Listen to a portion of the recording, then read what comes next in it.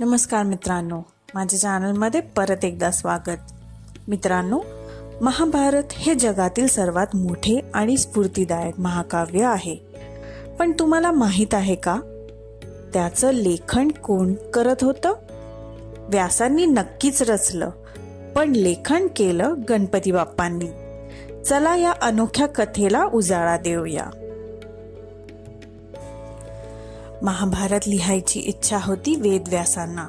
धर्म, युद्ध, मानवता यांचं संगम. पण एवढं विशाल ग्रंथ लिहायला एक अखंड विचारवंत आणि गतिमान लेखन करणारा सखा हवा होता. सर्वांना ठाऊक आहे की महाभारत हे जगातील सर्वात मोठे महाकाव्य मानले जाते. या महाकाव्यात 1,00,000 श्लोक आहेत. पण हा ग्रंथ लिहिण्याचं मोठं आव्हान कोणी घेतलं हे तुम्हाला माहीत आहे का? कथेनुसार महर्षी वेदव्यास यांनी ठरवले की त्यांनी महाभारताची रचना करायची. पण इतक्या प्रचंड काव्याला लिहून ठेवणे सोपे नव्हते. त्यांना असे वाटले की या कामासाठी देवाची सहाय्यता लागेल. म्हणून त्यांनी भगवान गणेशाची प्रार्थना केली. गणपती बाप्पा व्यासांच्या समोर प्रकट झाले आणि म्हणाले, हे व्यास मुनी, मी हे महाकाव्य लिहायला तयार आहे. पण एक अट आहे, तुमची वाणी कधी थांबता कामे नये. तुम्ही जर थांबलात तर मी हे लेखन सोडून देईन. हे ऐकून व्यास मुनी थोडे विचारात पडले. पण मग त्यांनीही एक अट ठेवली.